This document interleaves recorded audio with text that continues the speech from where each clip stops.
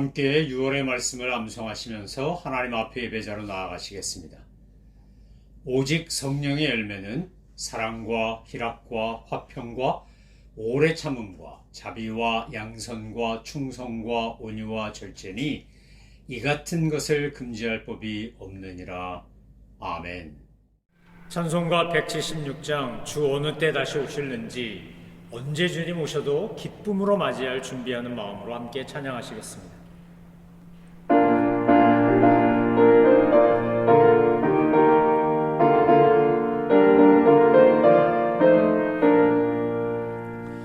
주 어느 때 다시 오실는지 아는 이가 없으니 등 밝히고 너는 깨어 있어 주를 먼저 맞으라. 주 안에서 우리 몸과 마음이 깨끗하게 되어서 주 예수님 다시 오실 때에 모두 기쁨으로 맞으라. 주 오늘에 다시 오신다면 부끄러움 없을까? 잘하였다 주님 칭찬하며 우리 맞아 주실까?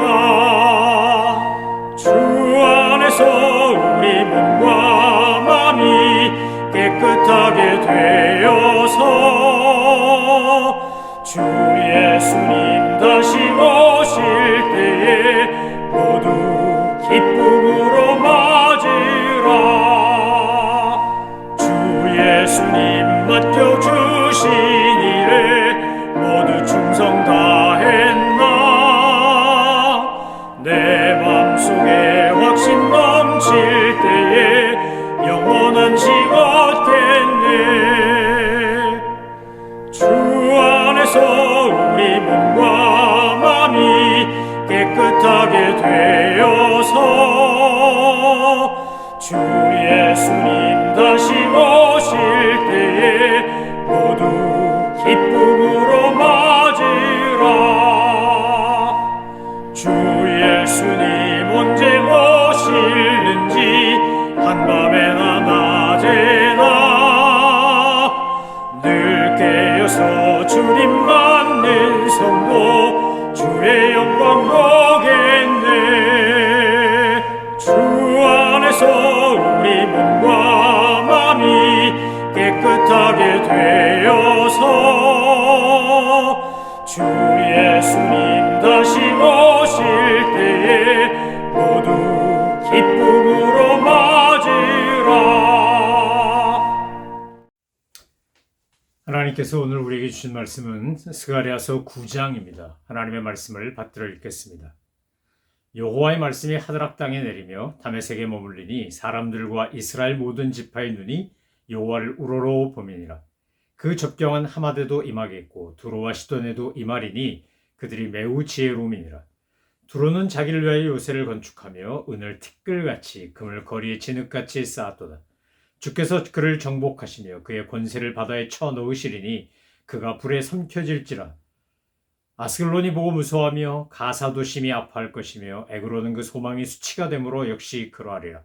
가사에는 임금이 끊어질 것이며 아스글론에는 주민이 없을 것이며 아스돗에는 잡족이 거주하리라. 내가 블레셋 사람의 교만을 끊고 그의 입에서 그의 피를 그의 입 사이에서 그 가증한 것을 제거하리니 그들도 남아서 우리 하나님께로 돌아와서 유다의 한 지도자같이 되겠고 에그로는 여부스 사람같이 되리라. 내가 내 집을 둘러 진을 쳐서 적군을 막아 거기 왕래하지 못하게 할 것이라. 포악한 자가 다시는 그 지경으로 지나가지 못하리니 이는 내가 눈으로 친히 봄이니라. 시온에 따라 크게 기뻐할지어다. 예루살렘에 따라 즐거이 부를지어다. 보라 내 왕이 내게 임하시나니 그는 공의로우시며 구원을 베푸시며 겸손하여서 나귀를 타시나니 나귀의 작은 곳 곧 나귀 새끼니라. 내가 에브라임의 병거와 예루살렘의 말을 끊겠고 전쟁하는 활도 끊으리니 그가 이방 사람에게 화평을 전할 것이요 그의 통치는 바다에서 바다까지 이르고 유브라데 강에서 땅끝까지 이르랴. 또 너로 말할진대 내 언약의 피로 말미암아 내가 내 갇힌 자들을 물없는 구덩이에서 놓았나니 갇혀있으나 소망을 품은 자들아 너희는 요새로 돌아올지니라. 내가 오늘도 이르노라. 내가 네게 갑절이나 갚을 것이라. 내가 유다를 당긴 활로 삼고 에브라임을 끼운 화살로 삼았으니 시온아 내가 네 자식들을 일으켜 헬라 자식들을 치게 하며 너를 용사의 칼과 같게 하리라. 여호와께서 그들 위에 나타나서 그들의 화살을 번개같이 쏘아내실 것이며 주 여호와께서 나팔을 불게 하시며 남방 회오리 바람을 타고 가실 것이라. 만군의 여호와께서 그들을 호위하시리니 그들이 원수를 삼키며 물맷돌을 밟을 것이며 그들이 피를 마시고 즐거이 부르기를 술 취한 것 같이 할 것인즉 피가 가득한 동이와도 같고 피 묻은 제단 모퉁이와도 같을 것이라. 이날에 그들의 하나님 여호와께서 그들을 자기 백성의 양떼같이 구원하시리니 그들이 왕관의 보석같이 여호와의 땅에 빛나리로다. 그의 형통함과 그의 아름다움이 어찌 그리 큰지 곡식은 청년을 새 포도주는 처녀를 강건하게 하리라. 아멘. 스가랴 9장은 이제 성전 재건이 끝나고 하나님께서 스가랴를 통하여 성전 재건 후에 어떻게 선민은 살아야 하는지, 어떻게 하나님이 그들에게 복을 주시고 은혜를 베푸시는지를 예언하고 있는 말씀입니다. 우리도 살면서 하나님께서 우리에게 주신 과업을 완수했을 때 너무나 기쁘고 감사하고 그것이 성취되었기 때문에 그때부터 긴장이 풀리고 나도 모르게 느슨해질 수 있습니다. 그런데 스가랴서 9장을 보면 하나님께서 이제 성전 재건이 끝난 이스라엘 백성들에게 성전 재건이 끝났기 때문에 모든 것이 끝난 게 아니라 특별히 스가랴서 9장에는 예수님, 메시아의 임재, 메시아의 강림에 대한 말씀이 나오지 않습니까? 내 왕이 내게 임하신다 라고 하는 이 스가랴서 9장에 나오는 이 유명한 말씀은 바로 예수님에 대한 말씀입니다. 그래서 9절 이하부터 17절까지의 말씀을 보면 이제 하나님께서 예수님을 보내서 모든 인류를 구원하시는 놀라운 역사를 일으키는 것을 보여줍니다. 스가랴서 9장이 유명한 것은 바로 예루살렘을 입성하는 예수님의 예루살렘 입성을 예언한 말씀 때문입니다. 겸손하여 나귀 새끼를 타시고 힘없는 능력자로, 힘없는 권능자로 그렇게 십자가에서 죽으시기 위해 무능한 이 메시아로 어떻게 보면 참 실패한 메시아 같은 모습으로 모든 인류의 죄값을 대신 지시고 십자가에 죽기 위해 입성하시는 예수님의 예루살렘 입성을 예언한 예언서가 바로 스가랴서 9장 9절입니다. 오늘 우리가 이 말씀을 통해서 하나님께서 결국 이스라엘 백성들에게 말하고자 했던 것은 궁극적 성전이신 예수님을 통해 이 땅에 진정한 하나님을 예배하고 경배하는 새로운 역사가 일어나게 된다는 것입니다. 여러분, 사탄은 우리가 신앙생활을 할 때 너무나 많은 시험거리를 줘서 우리로 하여금 그 시험에 빠져서 믿음의 길을 잃어버리도록 만듭니다. 어떤 땐 게으름으로, 어떤 땐 안일함으로, 어떤 때는 사람과의 관계 속에서 시험이 들어서 목회자나 성도들과의 관계가 불편해서 또는 몸이 아파서 여러 가지 이유로 인하여 우리가 하나님께서 맡겨주신 사명을 온전히 이루지 못한 채 살아갈 때가 많다는 것입니다. 그런데 우리가 무언가 하나님의 은혜가 임해서 특별한 하나님의 능력이 임해서 하나님이 주신 과업을 하나 완수하고 나면 얼마나 기쁘고 자신감이 넘치고 감사한지 모릅니다. 그런데 많은 경우에 사탄이 쓰는 고도의 전략 가운데 하나가 거기에서 머물게 한다는 겁니다. 우리가 하나님의 뜻과 계획과 섭리를 따라 무엇인가를 이루고 난 다음에 여기가 좋사오니 하고 변화산에서 장막셋을 만들겠다고 했던 베드로처럼 그냥 그곳에서 머물려고 한다는 겁니다. 스가랴서 9장은 그래서 우리에게 이제 성전 재건이 끝났다 그래서 모든 사명이 끝난 것이 아니고 하나님이 갖고 계시는 놀라운 계획, 앞으로 구원자 메시아가 도래할 것이고 이제 하나님이 어떤 분이신지 해방자이시고 용사이신 하나님을 통해 이스라엘 백성들이 받은 복을 온 민족과 인류에게 전해야 되는 그런 놀라운 역사를, 그 사명을 그들이 새롭게 깨닫도록 스가랴서 9장은 다시 한번 용기를 주며 예언하고 있는 겁니다. 9장 1절로 8절에 나오는 이제 수리아에 대한 심판, 베니게에 대한 심판, 블레셋에 대한 심판은 이스라엘 백성들을 괴롭히고 그들이 하나님 앞에서 방종하고 타락했기 때문에 심판받은 것이지만 하나님의 심판의 도구가 되어 이스라엘 백성들을 괴롭히고 힘들게 했던 이방 민족에 대하여 주변 국가에 대하여 하나님이 심판하시고 이스라엘 백성들을 구원하신다고 말씀하시는 것입니다. 이것은 하나님의 우주적인 능력과 통치를 보여주는 겁니다. 하나님은 단순히 유대인, 이스라엘 사람들에게만 해당되는 그들 유대교에서 주장하던 자기들만의 하나님이 아니라는 겁니다.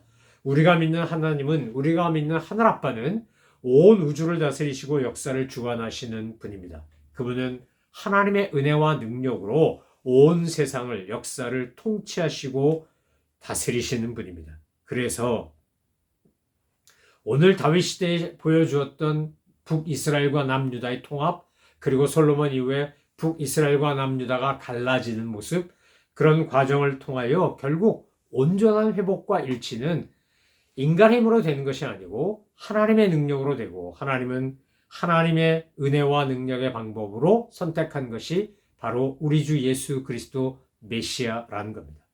여러분, 예수님을 믿고 예수님이 자기 삶의 주인이 되고 예수님을 주님이라고 부르고 살아가는 모든 사람들에게는 하나님 안에서의 통합과 일치가 일어납니다. 인간적인 미움과 분노와 상처와 이런 것으로 인하여 파당을 짓고 패를 가르고 벽을 쌓고 담을 치는 것을 오직 우리 주 예수 그리스도의 십자가 보혈의 공로와 능력만이 모든 담을 허물고 모든 벽을 부수고 하나님 안에서 누구든지 하나가 되도록 역사하신다는 겁니다. 스가랴서 9장 9절부터 17절까지가 왜 중요하냐? 이것이 왜 우리가 묵상하며 은혜받고 도전받고 깨닫고 가슴에 새겨야 하느냐 하면, 메시아로서 오시는 예수님이 도래하심으로 말미암아 예수님의 사역과 예수님의 성품과 예수님의 삶을 통해 오늘 우리가 어떻게 살아야 되는지, 무엇을 위해 살아야 되는지, 우리의 매 순간순간에 따라 배우고 본받고 바라보며 닮아가야 할 내용이 무엇인지를 잘 보여주기 때문에 그렇습니다. 오늘 구원자 예수 그리스도 메시아로 오신 분은 유대인뿐만 아니라 이방인들 누구에게도 하나님의 사랑과 은혜와 의로 다스리십니다. 모든 인류를 구원하기 위해 그분은 모든 인류의 죄를 지고 십자가에서 죽기 위해 오신 메시아입니다. 여러분, 사람이 태어났는데 한 존재가 이 땅에 있는데 그가 존재하는 이유와 목적이 누군가를 위해 희생제물이 되기 위한 것이다. 여러분, 이거 쉬운 일입니까? 이거 일반적인 일입니까? 이거 정말 특이하고도 이상한 일입니다. 사도 바울이 고백한 것처럼 선한 사람을 통해 의인을 위해 죽는 자 쉽지 않고 이거 불가능하다는 겁니다. 그런데 죄인을 위해 죽는 거, 이거 있을 수 없는 일이라는 거죠. 예수님이 이 땅에 오신 것은 저와 여러분 같은 죄인들을 구원하시기 위해, 우리의 죄값을 치르시기 위해 오신 겁니다. 예언자들이 이야기했던 아브라함과 다윗의 후손으로 오셨고 유대인으로 오셨고, 하나님께서 약속하신 것처럼 베들레헴에 오셨고 예루살렘에 입성하십니다. 모든 그 과정 속에서 오늘 스가랴가 예언한 것처럼 주님은 평화의 왕으로 이 땅에 오셔서 이 땅에 참된 평화를 심으십니다. 모든 분열과 단절과 가로막힌 담과 벽을 허물고 남과 북을 하나 되게 하고 동과 서를 하나 되게 하고 남자와 여자를 하나 되게 하고 노인과 아이를 하나 되게 하고 흑인과 백인, 황인을 하나 되게 하고 하나님 안에서 온전히 주님 안에서의 참된 기쁨과 자유를 누리게 만드십니다. 그래서 11절로 12절에서 소개되는 하나님은 바로 해방자 하나님입니다. 우리를 모든 죄와 죽음과 편견과 선입견과 우리를 속박하고 있는 모든 그릇되고 잘못된 것들로부터 우리를 해방시키시는 분, 바벨론 포로에서부터 해방시키시는 분, 애굽의 노예로부터 해방시키시는 분, 우리를 얽어매고 있는 허다한 죄로부터, 잘못된 관습과 선입견으로부터, 관념으로부터 우리를 해방시키시는 분이 바로 우리의 하나님이시라는 겁니다. 그분이 우리에게 해방의 기쁨을 주실 때 어쩌면 현대인들에게 가장 많이 필요한 것은 상처와 분노와 아픔으로부터의 치유일 겁니다. 우리가 더 이상 죄와 상처와 과거의 쓴뿌리와 부정적 경험에 사로잡혀서 그래서 그 상한 감정의 노예가 되거나 부정적 경험의 노예가 되거나 죄의 노예가 되지 않고 진리 안에서 메시아이신 예수님 안에서 그분이 주시는 참된 회복과 치유 안에서 우리를 해방시키시는 분이 바로 하나님이시라는 겁니다. 바벨론에서 돌아온 유대인들은 그것을 포로 귀환을 통해 깨달은 겁니다. 두 번째 13절로 17절에 보면 하나님은 어떤 하나님이냐? 용사이신 하나님입니다. 그분은 우리를 모든 악으로부터, 죄로부터 영적 전쟁에서 승리할 수 있도록 힘과 용기를 주시며 우리를 위해 싸우신 분입니다. 우리를 위하여 모든 것을 역사하시는 분입니다. 스가랴서 9장은 그래서 오랫동안 연기되었던 성전 재건이 완성되고 난 뒤에 이 과업을 완수했으니까 이제는 모든 게 끝났다 그러고 방종하거나 방임하지 아니하고 도리어 성전 재건을 통해 하나님 중심주의의 신앙을 회복했기에 이제는 선민으로서의 사명을 감당해야 된다. 그러기 위해서 앞으로 메시아를 보내주실 것이고 메시아를 통해서 놀라운 역사들을 이룰 역할 책임이 너희에게 있다라고 스가랴를 통해서 주님은 말씀하시는 겁니다. 근데 우리가 아는 것처럼 유대인들은 자기들을 메시아로 자기 민족으로 오신 예수님을 어떻게 했습니까? 거부했고 십자가에 못 박아 죽이라고 소리 지르며 악을 썼습니다. 오늘날 그 책임과 그 특권은 그래서 우리에게 있습니다. 그리스도인들에게 있습니다. 우리도 이미 하나님께서 이루신 예언, 이미 오신 예수님이 우리를 위해 십자가 달려 돌아가시고 모든 것을 완성하신 그것을 힘써 전해야 합니다. 우리가 복음의 증인으로 살고 전도하고 선교하고 열심히 하나님의 나라를 확장하는 일에 최선을 다해야 되는 이유는 이미 우리에게 그 사명이 있기 때문입니다. 그래서 그리스도인은 주님 부르시는 그날까지 우리는 복음의 증인으로 살아야 합니다. 복음을 전하는 일에 최선을 다해야 합니다. 복음을 삶으로 드러내는 일에 우리의 모든 혼신의 힘과 노력을 다 해야 합니다. 사랑하는 성도 여러분, 오늘 저와 여러분이 인간의 능력으로는 할 수 없으나 분명히 예수님 우리에게 약속하시기를 내가 보혜사 성령, 또 다른 보혜사 성령을 보내주시겠다고 했고 오순절 마가의 다락방에서 성령 강림을 사모하는 백성들에게 주님은 임재하셔서 성령님은 역사하셔서 그들은 권능을 받고 사마리아와 땅끝까지 복음의 증인이 되지 않았습니까? 오늘 저와 여러분도 그런 갈망을 가지고 그런 소원을 가지고 성령 충만한 하나님의 사람이 되어 오늘 여호와 용사이신 여호와께서 모든 죄와 악을 타파하시는 이 놀라운 영적 전쟁의 승리의 깃발 아래 우리도 함께 동참하는 믿음의 사람들 되시기를 소망하며 축원합니다. 기도하겠습니다. 하나님 아버지, 오늘 주님께서 메시아를 보내주시겠다고 약속하시고 정말 주님은 오셨고 예루살렘에 입성하셨는데 오늘 우리는 그 예수님을 믿는 사람들이니 그 예수님이 십자가에서 행하신 놀라운 구원의 역사를 온 천하 만민에게 전하는 하나님의 사람들 다 되게 하여 주옵소서. 감사드리며 예수님의 이름으로 기도 올려옵나이다. 아멘. 하늘에 계신 우리 아버지, 아버지의 이름을 거룩하게 하시며 아버지의 나라가 오게 하시며 아버지의 뜻이 하늘에서와 같이 땅에서도 이루어지게 하소서. 오늘 우리에게 일용할 양식을 주시고 우리가 우리에게 잘못한 사람을 용서하여 준 것 같이 우리 죄를 용서하여 주시고 우리를 시험에 빠지지 않게 하시고 악에서 구하소서. 나라와 권능과 영광이 영원히 아버지의 것입니다. 아멘.